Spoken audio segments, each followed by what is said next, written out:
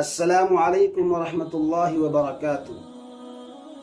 محترم ناظرین اور سامعین کرام، امید ہے کہ آپ سبھی حضرات بخیر و عافیت ہوں گے۔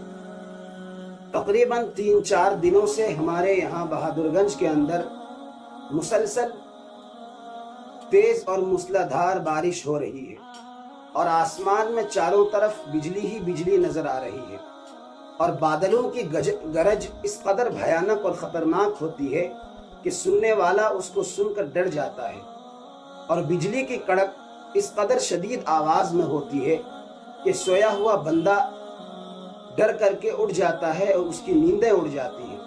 تو آخر بادل کیوں گرجتا ہے، بجلی کیوں چمکتی ہے اور اتنی شدید آواز کیوں آتی ہے؟ اس سلسلے میں اسلامک بلیف کیا کہتا ہے اور سائنس کا اس میں کیا نظریہ ہے، سائنس کی اس میں کیا رائے ہے، چلیے آج کی ویڈیو میں اس کو سمجھنے کی کوشش کرتے ہیں۔ سب سے پہلے ہم اسلامک بلیف کو دیکھیں کہ اسلام اس سلسلے میں کیا کہتا ہے۔ چنانچہ قرآن پاک میں اللہ رب العزت والجلال نے ارشاد فرمایا، هو الذی یریکم البرق خوفا وطمعا وینشئ السحاب الثقال، کہ اللہ کی ذات وہی ذات ہے کہ جو تمہیں ڈرانے کے لیے اور تمہیں امید دلانے کے لیے بجلیاں دکھاتا ہے اور بڑے بڑے بادل پیدا کرتا ہے۔ جو لوگ اللہ کی یاد سے غافل ہیں اور وہ دنیا میں پڑے ہوئے ہیں، دنیا کی لذتوں میں اور خواہشات میں پڑھ کر اللہ کے احکامات کو بھول گئے، اللہ کے فرمودات کو بھول گئے، حضور پاک صلی اللہ علیہ وسلم کے فرامین کو بھول گئے، ان کو ڈرانے کے لیے، ان کو دھمکانے کے لیے اللہ رب العزت والجلال بجلیاں دکھاتا ہے تاکہ وہ عبرت حاصل کرے۔ اور جو لوگ اللہ کے احکامات کی پابندی کرتے ہیں ان کے لیے اللہ تعالی بجلیاں اس لیے دکھاتا ہے تاکہ وہ مزید امید پر اتر آئے۔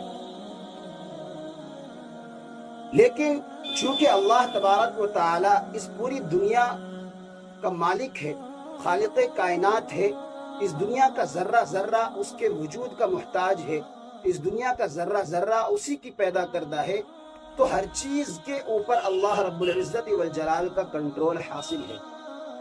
لیکن اللہ نے اس نظام کائنات کو چلانے کے لیے، دنیا کے اس سسٹم کو چلانے کے لیے، ہر چیز کے لیے کچھ نہ کچھ کہیں پر فرشتے مقرر کر دیے ہیں۔ چنانچہ قرآن پاک میں ایک جگہ اللہ رب العزت والجلال نے ارشاد فرمایا، وَيُسَبِّحُ الرَّعْدُ بِحَمْدِهِ وَالْمَلَائِكَةُ مِنْ خِيفَتِهِ، کہ رعد نامی فرشتہ اس کے حمد کے ساتھ تسبیح بیان کرتا ہے اور فرشتے بھی اس کے خوف سے تسبیح بیان کرتے ہیں۔ وَيُرْسِلُ الصَّوَاعِقَ فَيُصِيبُ بِهَا مَنْ يَشَاءُ وَهُمْ يُجَادِلُونَ فِي اللَّهِ وَهُوَ شَدِيدُ الْمِحَالِ، اور وہ بجلی کو جس جگہ پر چاہتا ہے اس جگہ پر گرا دیتا ہے، اس جگہ پر ڈال دیتا ہے۔ حالانکہ یہ لوگ اللہ کے بارے میں جھگڑ رہے ہیں اور اللہ تبارک و تعالی بہت سخت پکڑنے والا ہے۔ اس آیت کریمہ کے اندر اللہ رب العزت والجلال نے یہ بات بیان فرمائی ہے کہ رعد نامی ایک فرشتہ ہے جس کو بادلوں کے چلانے پر مامور کر دیا گیا ہے، یعنی اس کا کام یہ ہے کہ وہ بادلوں کو ہانکتا رہے اور بادلوں کو ایک جگہ سے دوسری جگہ پہنچاتا رہے۔ جب یہ رعد نامی فرشتہ بادلوں کو ایک جگہ سے دوسری جگہ لے جاتا ہے تو بادلوں کے اندر آپسی اور باہمی ٹکراؤ ہو جاتا ہے۔ اس ٹکراؤ کی وجہ سے جو آواز پیدا ہوتی ہے، اس ٹکراؤ کی وجہ سے جو الیکٹرک کرنٹ پیدا ہوتا ہے، اسی کا نام بجلی ہے، اور وہی بجلی ہمارے زمین پر گرتی ہے اور اس سے آواز نکلتی ہے۔ تو رعد نامی فرشتہ جب تسبیح بیان کرتا ہے اور بادلوں کو ادھر سے ادھر لے جاتا ہے تو ایسے وقت میں باہمی ٹکراؤ پیدا ہونے کی وجہ سے یہ آواز پیدا ہوتی ہے، اس لیے بادل گرجتا ہے اور بجلیاں چمکتی ہیں۔ آپ نے دیکھا ہوگا کہ بچپنے میں ہم لوگ گٹھیاں لے کر آپس میں اس طریقے سے ٹکراتے تھے تو اس سے ایک طرح کی آگ نمودار ہوتی تھی۔ اسی طریقے سے بادلوں میں جب ٹکراؤ ہوتا ہے، اس کے اندر جو برف ہوتا ہے، اس برف کے اندر باہمی جب ٹکراؤ ہوتا ہے تو اس سے ایک طرح کا الیکٹرانک کرنٹ پیدا ہوتا ہے اور جس سے بجلیاں چمکنے لگتی ہیں۔ تو قرآن پاک کے اندر یہ نظریہ بیان کیا کہ رعد نامی فرشتہ اللہ کی تسبیح بیان کرتا ہے اور اس کی تسبیح کی آواز ہماری دنیا تک پہنچتی ہے۔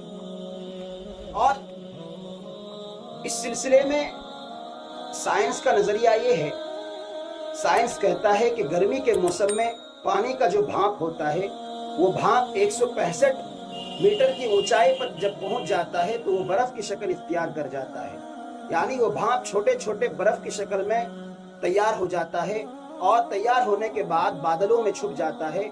फिर जब हवाएं तेज चलने लगती हैं तो उनमें आपसी टकराव होता है, बाहमी टकराव होता है। एक बादल दूसरे बादल से जब टकराता है और उसके अंदर जो बर्फ होते हैं उस टकराव के पैदा होने की वजह से उसमें एक तरह का इलेक्ट्रिक करंट पैदा होता है और उसके अंदर दो पोर्शन होते हैं, एक निगेटिव होता है और एक पॉजिटिव होता है।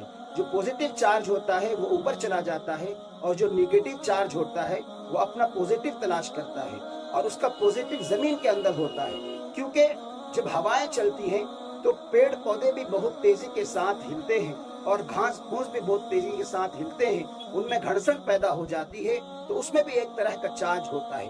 तो उसमें भी दो पोर्शन होते हैं, एक पॉजिटिव होता है एक निगेटिव होता है। जो पॉजिटिव चार्ज होता है वो ऊपर को चला जाता है और जो निगेटिव चार्ज होता है वो जमीन में नीचे चला जाता है। तो आसमान के अंदर जो इलेक्ट्रिक करंट पैदा हुआ था उसको एक पॉजिटिव चीज की जरूरत थी जो उसको जमीन में मिल गई, इसलिए बिजलियां कड़कती हैं और जमीन में गिर जाती हैं। इसलिए जब बिजलियां कड़के तो हमें उसमें कुछ काम करने चाहिए और कुछ काम नहीं करने चाहिए। करने वाला काम ये है कि जब बिजलियां कड़के और बादल गरजे तो ऐसे वक्त में हमें दुनियावी गुफ्तगू को छोड़कर अल्लाह के जिक्र में मशगूल हो जाना चाहिए और अल्लाह की याद में पड़ जाना चाहिए। जब बिजली गरजता है तो बिजली की गरज हमें इस बात की तंबीह कराता है कि ये अल्लाह रब्बुल इज्जति व जलाल की जानिब से एक तरह की वईद है। हज़रत अब्दुल्लाह इब्न ज़ुबैर रज़ी अल्लाह तआला अन्हु जब बिजली गरजता था तो वो गुफ्तगू को छोड़कर ये आयत पढ़ने लगते थे, वयुसब्बिहु अर्रादु बिहम्दिही वल मलाइकतु मिन खीफ़तिही। इसलिए करने वाला काम ये है कि अल्लाह के जिक्र में मशगूल हो जाए और न करने वाले काम ये हैं कि ऐसे जगहों पर जहां बिजली ज्यादा गिरने का चांस होता है, जैसे पानी के पास हो, घास फूस में या फिर पेड़ के पास खड़ा नहीं होना चाहिए, क्योंकि वो उसका पॉजिटिव पार्ट है, वहीं पर आकर के बिजलियां गिरती हैं। अक्सर आप देखेंगे कि पेड़ पौधों पर बिजलियां ज्यादा गिरती हैं, इसलिए ऐसे मकामात में खड़े होने से बचना चाहिए। मेरे दोस्तों, उम्मीद है कि आपको ये साइंस का नजरिया और कुरान का नजरिया समझ में आया होगा। इसी तरीके से दीनी मालूमात पर मुश्तमिल वीडियोस हम बनाते हैं।